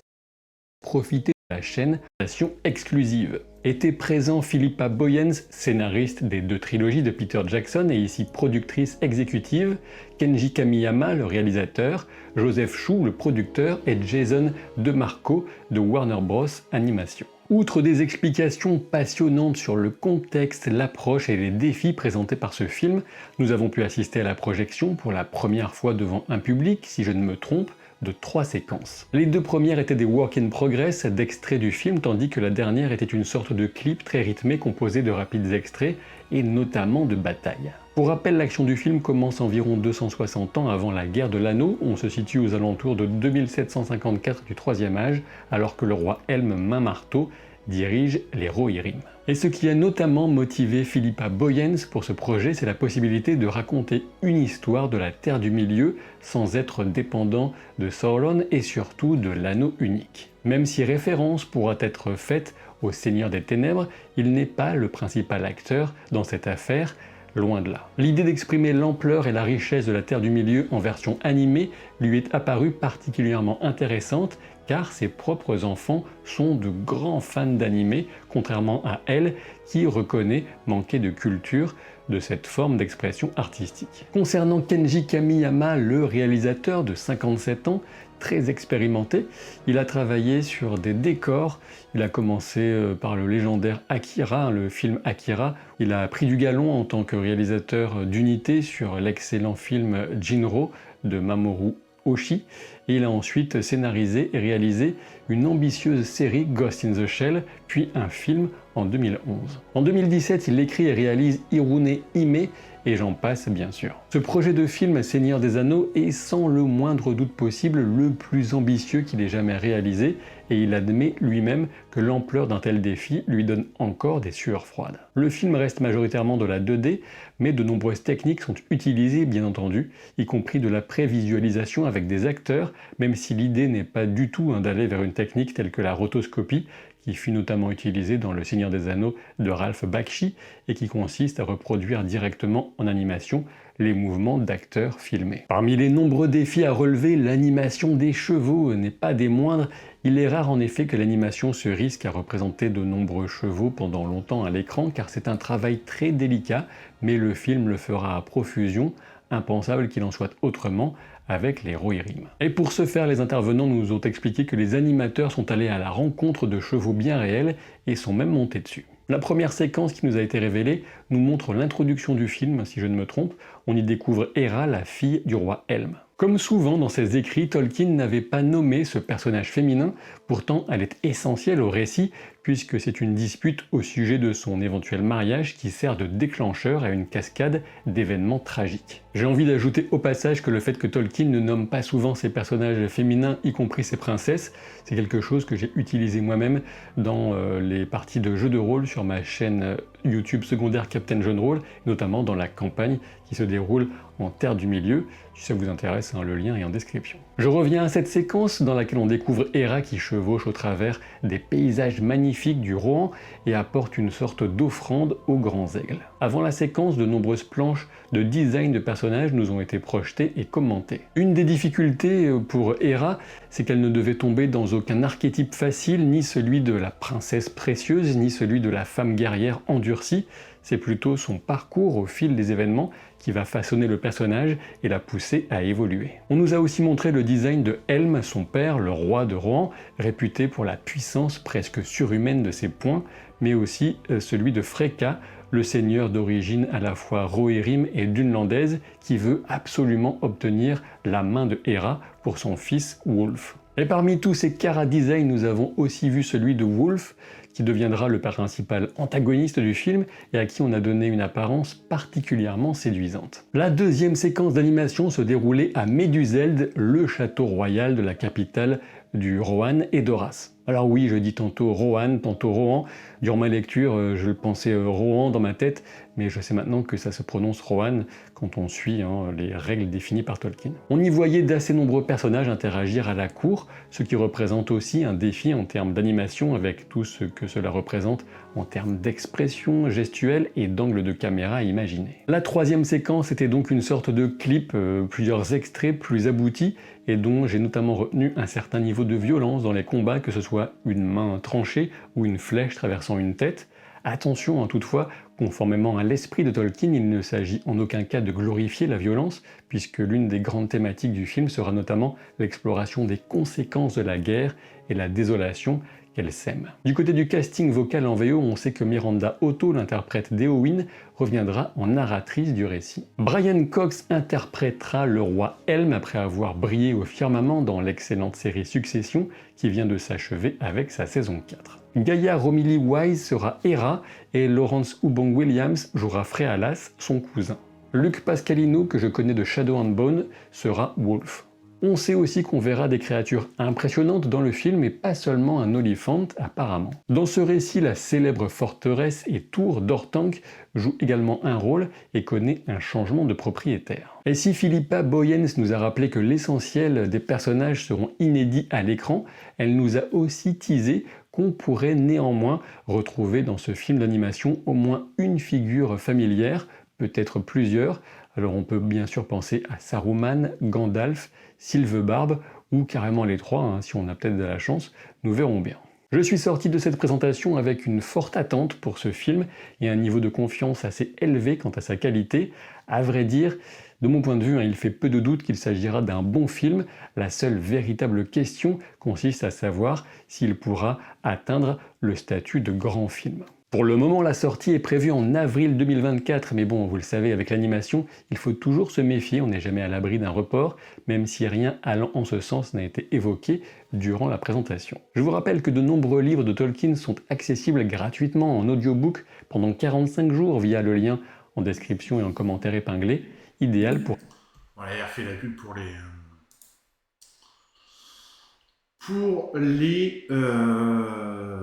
livres audio. Mais après, c'était intéressant. Ça manque de visuel quand même. Ça, je suis d'accord. Mais a priori, il n'y a rien de franchement prêt. Et alors, c'est déjà annoncé. Alors, peut-être aux États-Unis, il est toujours annoncé en avril. Mais nous, pour la France, il est annoncé au 11 décembre 2024. Donc,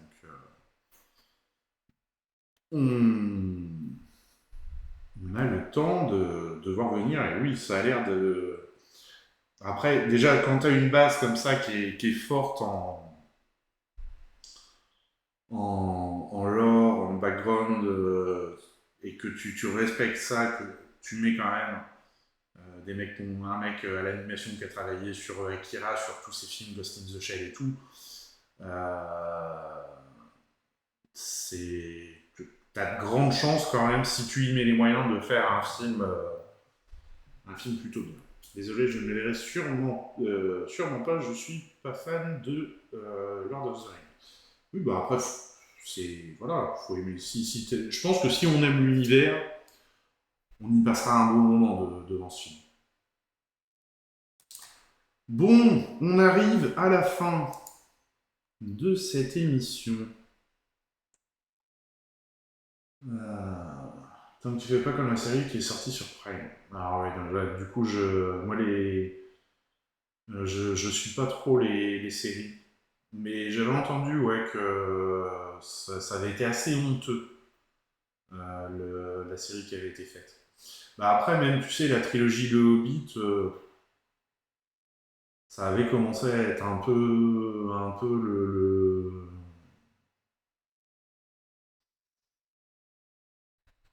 Il n'y a rien qui a été cohérent. Ah ouais, ok. C'est un univers trop complexe pour moi. Alors, c'est vrai que c'est un univers qui est complexe. Après, t'es pas obligé non plus de connaître tout l'univers pour... Moi, je sais que la première trilogie, je m'y suis intéressé après. J'avais peut-être lu la première trilogie, certainement quand j'étais au collège. Après, tu peux voir la première trilogie juste en prenant ça comme un film d'aventure classique.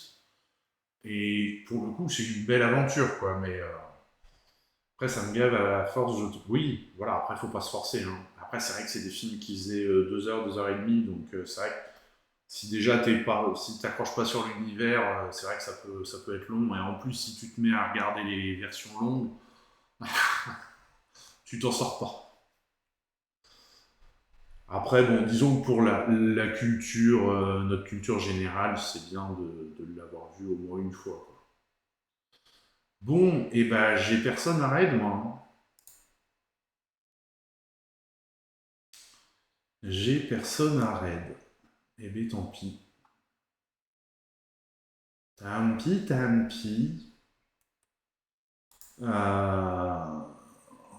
Une bonne soirée, Michel. Bah, vas-y, envoie. Envoie. Freaky Jerry.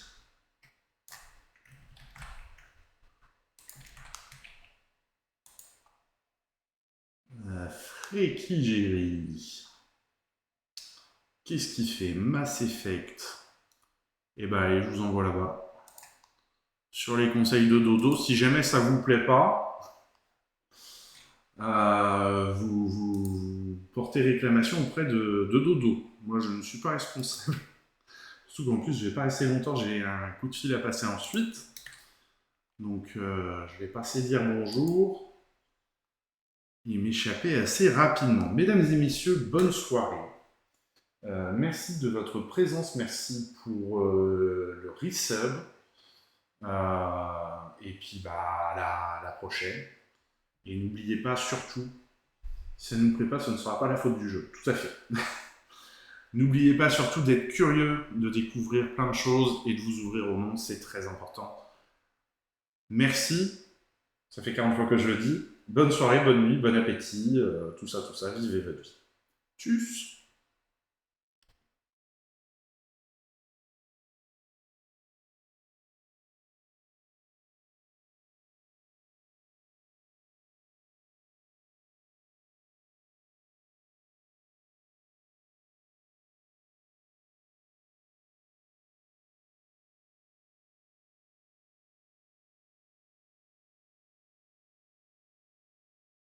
Ed.